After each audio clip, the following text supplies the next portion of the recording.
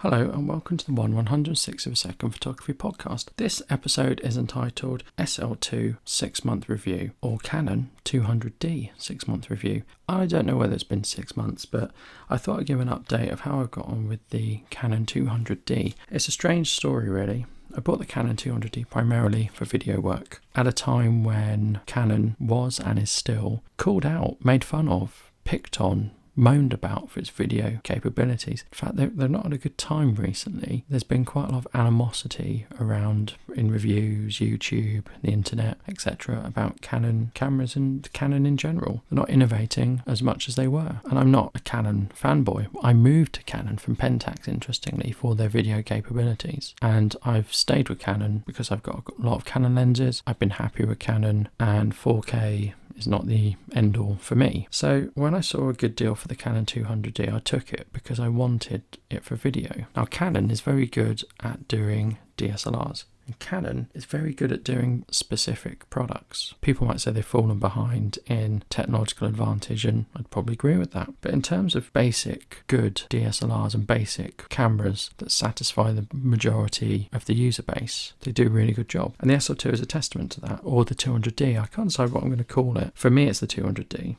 First off, it's a really lightweight camera. It's a DSLR. If I get a new camera, I generally get a second battery. And this goes back to the days when I had the 550D. I found when I did video, the batteries got eaten up really quickly. So I bought 2 third-party batteries, and I had enough to do the shoots I wanted to do. So I got a second battery for the SL2. I'd probably call it SL2 and 200D and swap it about without thinking about it. So I do apologise if that annoys you. So I bought a second battery for it, and I've hardly ever used it, simply because the battery just lasts for ages. It's a really good battery. I suspect it's a combination of a good battery and the camera itself not using a lot of energy.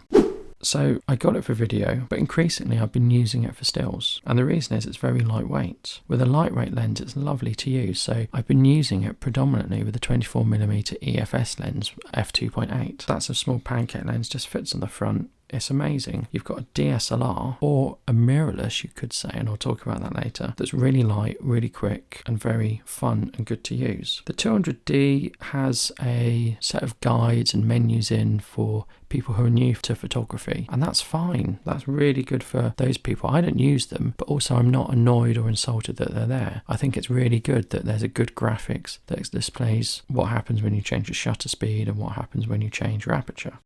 In terms of modes, we've got manual, shutter priority, aperture priority, various scenes. We don't seem to have user-defined presets like I've got on my 5D. It's fine. There's quite a lot of auto modes. There's a scene mode, and auto plus, a no flash mode, creative auto mode. But I'm never going to use those. I'm going to use it on manual or aperture priority. The buttons are really well laid out. The only one I dislike is the on switch, which actually is really good for quickly getting to video. So you switch it on in one flick and you switch to video in another flick. The problem I have with it is it's very easy to leave it on and drain the battery. What an irony, I talked about the good battery life. And it's very easy for it to get knocked in your bag and switch on and switch to video. So it feels very good in the hand. It's very easy to change settings. The viewfinder is good. It's not 100% viewfinder, but it's fine for me. But really, and this is the reason I got the camera, the big selling point for me was the articulating touchscreen and the autofocus. So because I got it primarily for video work, that was the draw. I wanted a really good autofocus camera that was clever in the way it did autofocus, and the Canon dual pixel AF does that. And I wanted an articulating screen and a touch screen so I could touch the focus, I could do lots of video things, and it was great for video things, but I find myself using it more and more for photography.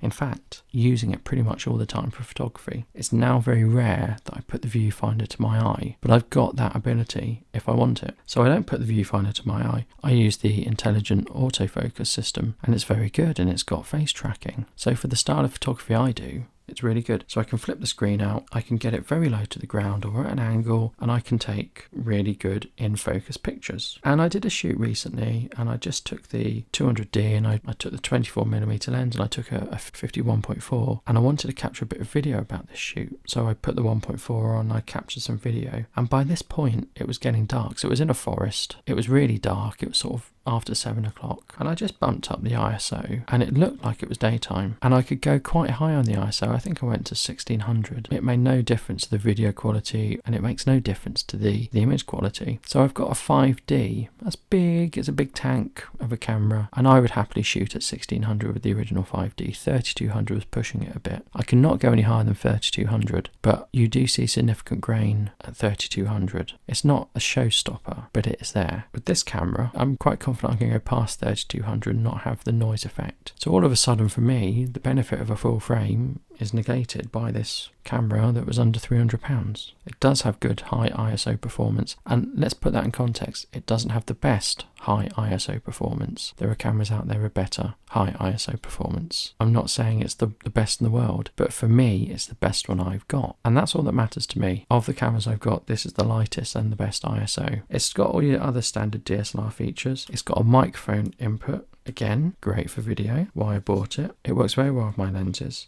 and it's generally a joy to use.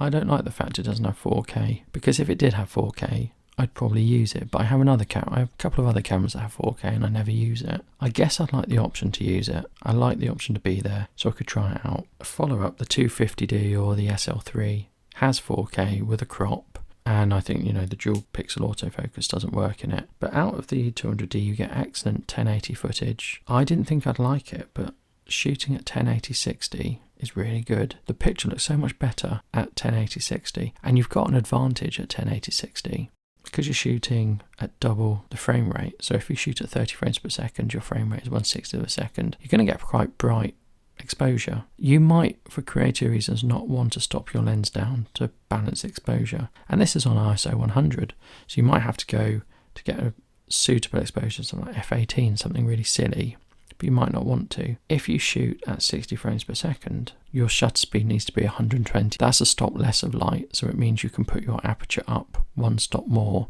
if that makes sense. So you maybe don't have to go to f18. If you're at f11, you might be able to go to f8, f5.6, shooting at 60 frames per second, and it just looks better at 60 frames per second. Can't explain why it looks better at 60 frames per second. To me, it looks more natural. Even on my iPhone, if I switch it to 60 frames per second, to me it looks better. This sounds silly, but I like the ability to be able to manually change the sound recording. That's really quite useful for me, because getting sound recording right is very difficult, but I can adjust the levels in camera, which is really useful for me. And again, don't forget I got this for doing video work. You've got something called digital zoom, and digital zoom is quite good, so you can just crop in. You can't use the autofocus and you have to use manual focus, but you can crop in if you need to with digital zoom. Auto ISO is very good as well. I really enjoy that. And we've got sort of built-in time-lapse software, well, not software, functionality to record time-lapse and output it to a video file. When I started recording time-lapses, I had to play about using QuickTime Pro and importing them in as an image sequence and exporting them as a movie. I don't have to worry about any of that sort of thing. And would you believe it? I've not used it, but it has battery info where you can look at the battery, your capacity and your performance. That's a good feature. And the other feature it's got is wireless, but you know what? I've never used it. So you can connect to a smartphone, and I think it's got GPS in, but I've never used them. I don't know if I use them, if it would radically change things, but no, I've never been bothered to use them. I'm not going to bore you by talking about the Canon colours. I like the pictures from Canon. We'll just leave it at that.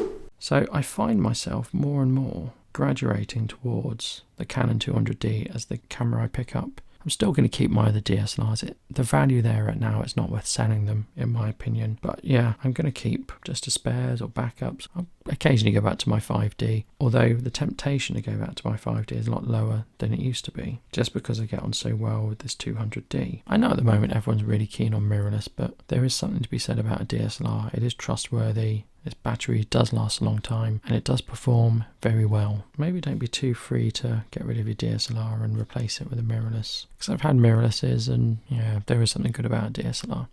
So that's what I think of the Canon 200D after using it for an extended period of time. What made me do this episode was I bought my Canon 200D from Toby Deals, and they sent me an email recently, which isn't news in itself, but I saw the price of the 200D and I thought that is a bargain that no one is picking up, particularly now the newer model has come out. That 200D is a lot cheaper. Now, I'm not sponsored by Toby Deals. I won't benefit from mentioning their name at all, and I wouldn't want to. But when I saw that, it reminded me of, yes, I got a good deal on that camera, and it is a steal at the moment. And I ended up doing this episode because it just sort of reminded me of what a good camera it was and how much I'm using it. Do you have any go-to gear or gear you love, or gear that was an incredibly good buy and an incredibly good purchase? Do let me know if you have gear like that, because I'd love to hear what you think about your gear. Thank you. Goodbye.